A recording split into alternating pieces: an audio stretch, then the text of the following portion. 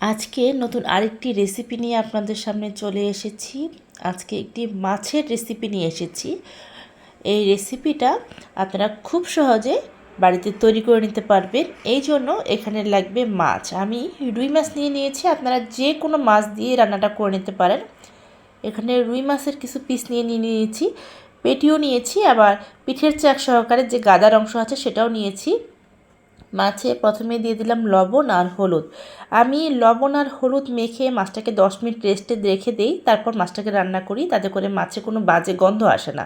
এবার কড়াইতে তেল দিয়ে আমি মাছগুলোকে হালকা ভেজে নিচ্ছি। আমার এই রেসিপিগুলো আপনাদের ভালো লেগে থাকলে আমার চ্যানেলটা সাবস্ক্রাইব করে পাশে থাকা যে বেল আইকনটা আছে সেখানে ক্লিক করে দেবেন। আমি আমার চ্যানেলের রেসিপি আপলোড করার সাথে সাথেই আপনি সবার আগে নোটিফিকেশন পেয়ে যাবেন।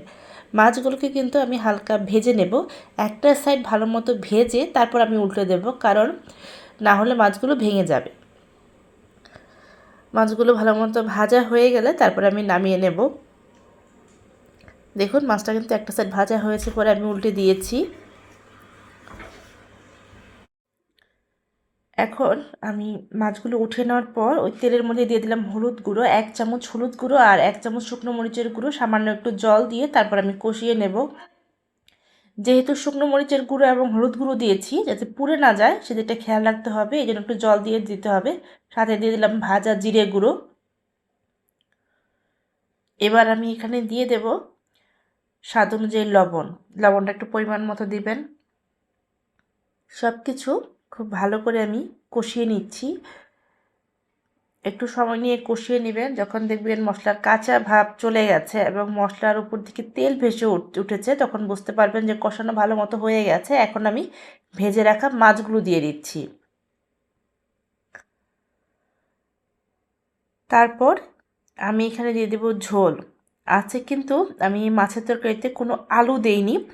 আপনারা চাইলে এখানে আলুও দিতে পারেন, বা শীতকালীন অনেক ধরনের সবজি আছে সেগুলো পছন্দ মতো দিতে পারেন, কিন্তু আজকে আমি জাস্ট আলু ছাড়া নর্মালি এই রেসিপিটা রান্না করেছি। খুব শর্টকাট ওয়েতে রান্না করেছি। যারা খুব অল্প সময়ে রান্না করতে পছন্দ করেন এভাবে করে দেখবেন, আশা করি ভালো লাগবে। এখন চুলার আঁচটাকে মাঝারিতে করে আমি 20 থেকে 30 মিনিট এটাকে মিডিয়াম টু লো হিটে রান্না করে নিয়েছি। যেহেতু আলু দেইনি এবং কোনো সবজি দেইনি, তাই মাখা মাখা ঝোল রেখে আমি নামিয়েছি, বাড়িতে সার্ভ করে নিলাম। দেখুন কালারটা কতটা সুন্দর হয়েছে।